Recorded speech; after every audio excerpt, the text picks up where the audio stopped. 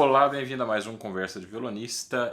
Eu sou Luciano Moraes, pós-doutor em música pela Universidade de São Paulo. Estou aqui para conversar com vocês 2 vezes por semana a respeito de alguns elementos e conceitos, técnicas, problemas, questões que surgem em torno do violão para as pessoas que gostam desse instrumento e pretendem estabelecer uma relação artística com ele de uma forma mais aprofundada e mais bem informada.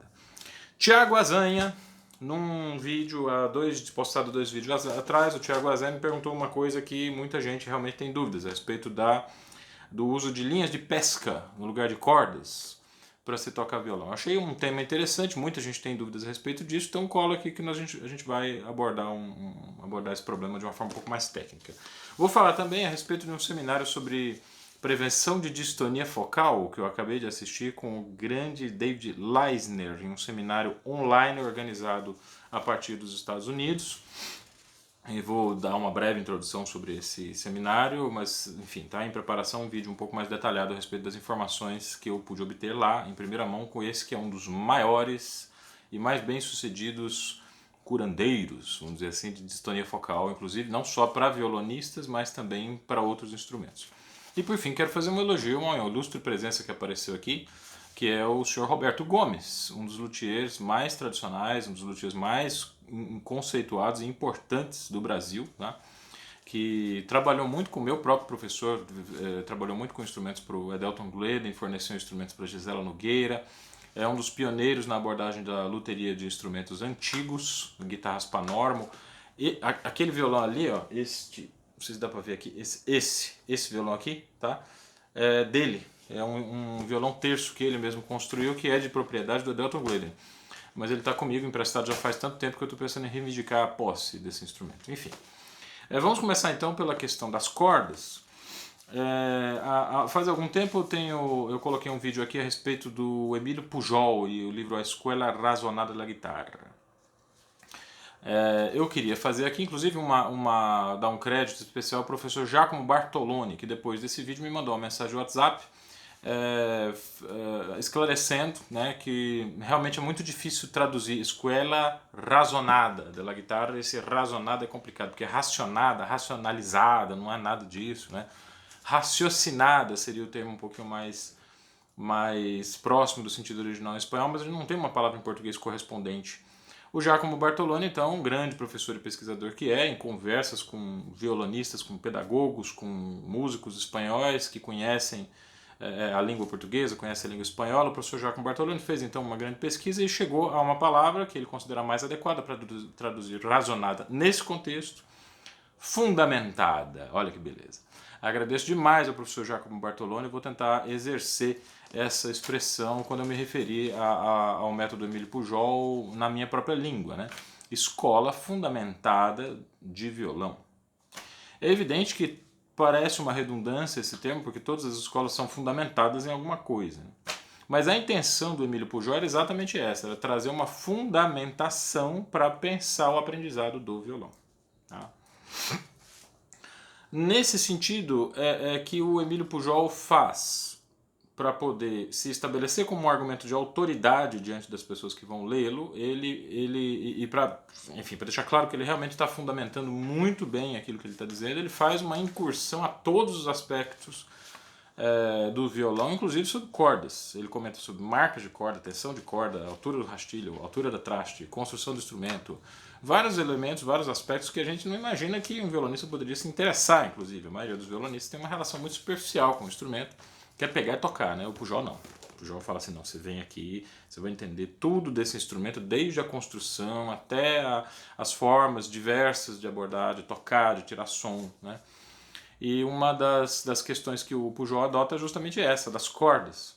Só que esse capítulo das cordas do Emílio Pujol ficou extremamente obsoleto, porque ele dá uma série de dicas de manutenção, propostas para aproveitar uma corda quando arrebenta, né? Quando a corda arrebenta, ele tem uma técnica lá para amarrar a corda, dar uma esticada, sei lá como que ele faz. Eu li o negócio, achei muito confuso, pulei, confesso. E por que eu pulei? Porque nada que ele diz ali a respeito das cordas vale para cordas de nylon. E hoje as cordas de nylon são hegemonicamente estabelecidas como sendo aquilo que funciona melhor para esses violões que a gente tem aqui. A corda de tripa, ela não é mais utilizada. A fibra de tripa ela é muito frágil, muito instável e muito, vamos dizer assim, você não pode confiar muito nela. Eu cheguei a assistir um concerto com violões tocados com corda de tripa e percebi, não vou dizer de concerto de quem que era, né, evidentemente, porque eu estou falando de um aspecto não tão positivo assim, mas eu percebi a queda de qualidade sonora, de firmeza, de afinação ao longo do concerto. O som foi ficando opaco. Quer dizer, aquilo que nas cordas de nylon acontece ao longo de meses, eu vi acontecer ao longo de 1 hora e meia. Minha corda já estava toda detonada. Fui ao camarim, conversei com os músicos, toquei um pouco nas cordas e realmente era um som muito apagado. Aquele brilho assim se mantém realmente só muito no começo do uso da corda. Os vegetarianos têm razão para comemorar o abandono da corda de tripa, porque realmente, quando a gente fala corda de tripa, é tripa mesmo, tripa de animal. E a gente tem menos esse motivo, né, para maltratar e abusar dos animais. A corda de nylon foi inventada em 1944 pela indústria química DuPont, em assessoria com assessoria de André Segovia e do luthier Albert Augustini, que inclusive construiu um violão especialmente adaptado para funcionar com essas cordas. As cordas de nylon foram utilizadas em violões torres, e elas destruíram alguns desses violões torres, que eram preparados para receber a tensão da corda de tripa, muito mais leve, muito mais sutil do que a da corda de nylon. Neste exato momento, e aí vem a questão que o Thiago Azanha colocou sobre a linha de pesca, neste exato momento o violão está passando por uma transição parecida, que eu não sei bem aonde vai levar. Eu espero que não leve a lugar nenhum, porque eu gosto muito dos recursos que a gente tem hoje. Tá? Mas a fibra de carbono se tornou uma coisa com uma utilidade muito ampla. Tá? A fibra de carbono combina duas vantagens muito, muito preciosas para tudo que se refere à construção de instrumentos musicais e de seus acessórios. Ela é resistente e ao mesmo tempo flexível. A gente sabe que o que é mais difícil obter em qualquer material artificial ou descobrir em materiais naturais é justamente essa relação entre resistência e flexibilidade. O abeto, como uma madeira mais usada, vamos dizer assim, para fazer violões e tampas de piano e de violino, violoncelo, contrabaixo, viola, são escolhidos porque tem essa combinação, porque tem esse limite estabelecido entre a dureza e a flexibilidade. Pois as cordas de carbono parece que conseguem obter ainda mais dureza relacionada com mais flexibilidade. São utilizadas para fazer colete à prova de balas, materiais resistentes ao calor, então aquelas roupas de bombeiro, aquela parte estrutural de bagageiro de avião, o piso dos aviões é construído à base de fibra de carbono. Né? Então você tem uma série de materiais na indústria, na engenharia, que se deu muito bem com a invenção desse material. Se imaginou que esse material pudesse ser utilizado na construção de instrumentos musicais também. Eu já dei minha opinião aqui a respeito disso, inclusive passei uma informação muito imprecisa que contei com a assessoria do querido Ricardo Dias e do Cristiano Escuchato para esclarecer essa questão. O vídeo 162, se não me engano, traz aí os esclarecimentos a respeito do uso da fibra de carbono na construção de violões. Existem duas escolas principais que utilizam fibra de carbono de maneiras diferentes. Tá? Mas no caso a gente quer discutir com o Thiago Azanha o seguinte: existe uma corda feita inteiramente à base de filamento de carbono.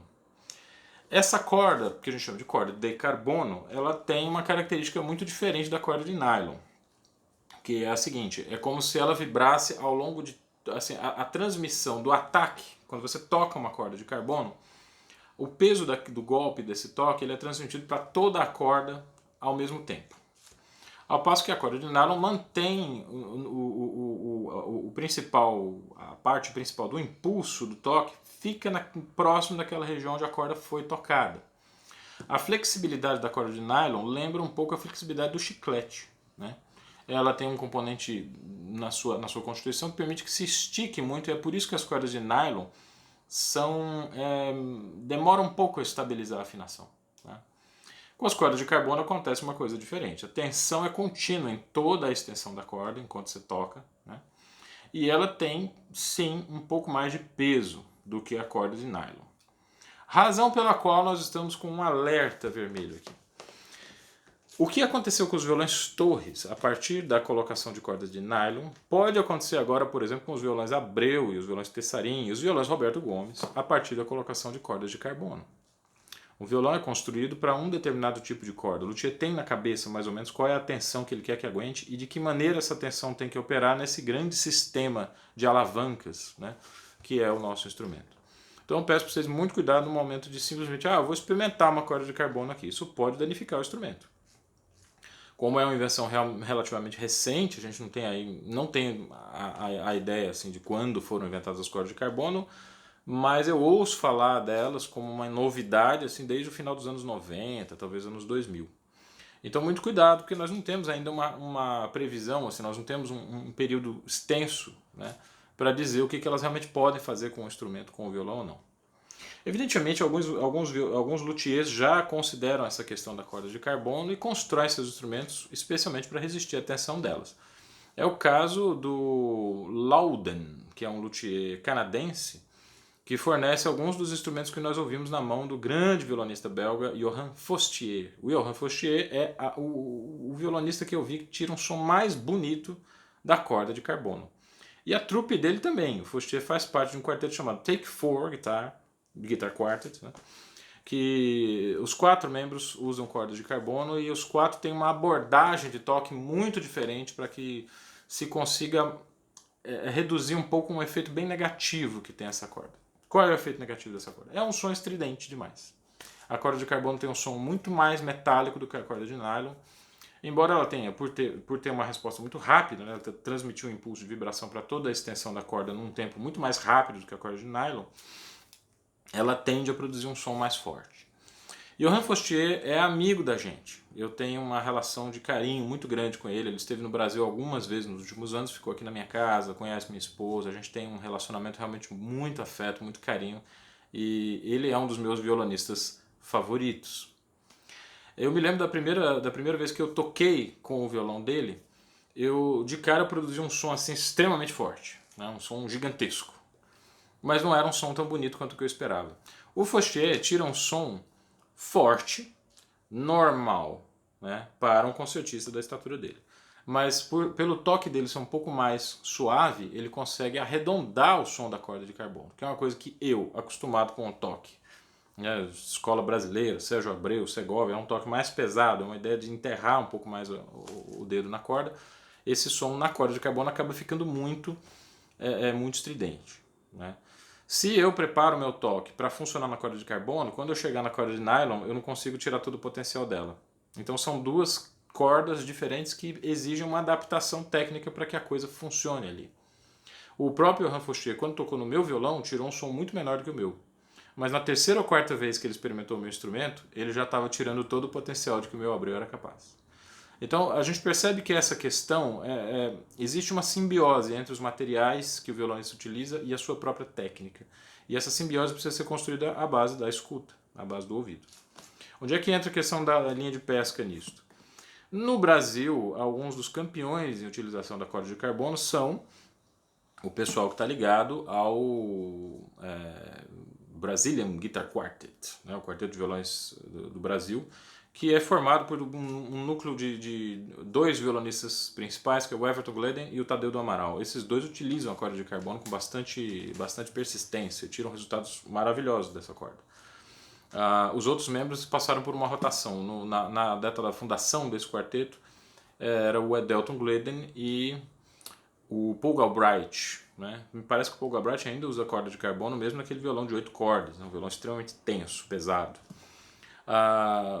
Depois o quarteto passou por várias modificações, muitos violonistas brasileiros passaram pelo quarteto, é um quarteto que é uma escola, né, realmente. E hoje, se não me engano, ele é formado pelo Luiz Mantovani e pelo Gustavo Costa, que foi um dos convidados em uma das lives que nós temos aqui no canal. Logo logo eu estou liberando algumas Nutelas dessa live com o Gustavo Costa, bem como com o Gilson Antunes também. A corda de carbono, ela realmente é preciso que se passe por um processo de formação estética para gostar. A menos que você esteja diante de um violonista que seja consciente a respeito das dificuldades, das vantagens e desvantagens da corda de carbono e possa finalmente então trabalhar com essa corda a fim de obter um som mais próximo da nossa estética tradicional, né? Um som redondo, aveludado, mas que ao mesmo tempo tenha um componente de brilho, de metal, para que se projete e seja ouvido dentro de uma sala grande, tá? Ocorre que algumas marcas de linha de pesca muito bem calibradas têm uma composição muito semelhante, se não igual, idêntica às cordas de carbono vendidas no mercado. Então o professor Everton Gleden, durante um certo tempo, não sei se ele faz isso agora, mas ele comprava rolos de linha de pesca e ele tirava a corda assim 1 metro. Né?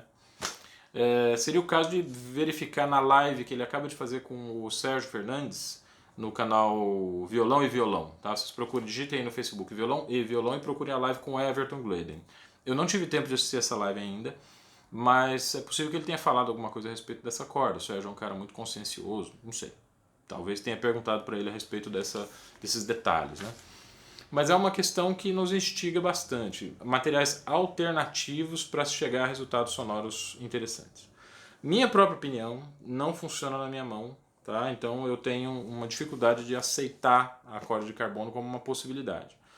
Eu continuo utilizando as tradicionais cordas de nylon. Né? Se eu tivesse vivo em 1920, 1930, né? Além de antifascista, eu também provavelmente utilizaria as cordas tradicionais de tripa. E, sem dúvida, defenderia, como defendo hoje, a construção tradicional Torres Hauser, que a gente não tinha uma alternativa à construção Torres Hauser. O dilema da sonoridade do violão nessa época se resumia ao uso ou não de unhas. Eu provavelmente não usaria unhas. Mas agora que nós temos um desenvolvimento na tecnologia de produção de lixo de polimento, a gente consegue resultados bastante bons assim, no grau de polimento das unhas com as lixas que nós temos atualmente. Eu mostrei aqui na tela, um dos vídeos pequenos que estão circulando no Facebook, uma lixa de grão 1200. Tá? Eu tenho aqui umas folhas de grão 2500. É uma beleza usar isso aí, a unha ficou realmente bem lisinha.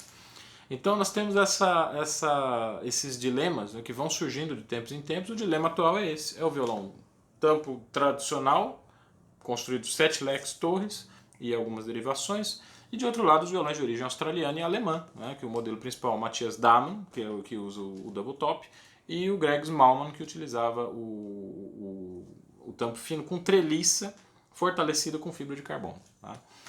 Esses dilemas precisam ser experimentados. Não adianta muito a gente falar sobre eles aqui e a pessoa sair daqui com uma ideia. Né? Realmente a gente precisa experimentar cada uma dessas cordas nos instrumentos que a gente gosta mais, para que a gente chegue à nossa conclusão a respeito do que utilizar. Eu tenho que ser honesto e dizer que eu nunca consegui tirar um resultado artístico muito satisfatório para o meu tipo de toque, meu tipo de unha, com o meu tipo de instrumento musical e a ideia estética que eu pretendo construir. O meu trio, o trio elipsoidal que eu tenho com o Alberto Guedes e o Breno Chaves, a gente utiliza mais ou menos os mesmos parâmetros. Todos nós utilizamos a corda Augustine Regals, que é uma corda com a qual a gente consegue um equilíbrio para nós considerado satisfatório entre resistência, flexibilidade, sustentação e sensibilidade de amplitude, vamos dizer assim, de dinâmica. Vocês podem conferir o resultado nos vídeos que nós temos no canal do Elipsoidal. Digitem aí Elipsoidal Guitar Trio ou Elipsoidal Trio de Violões, vocês vão encontrar o canal da gente no YouTube.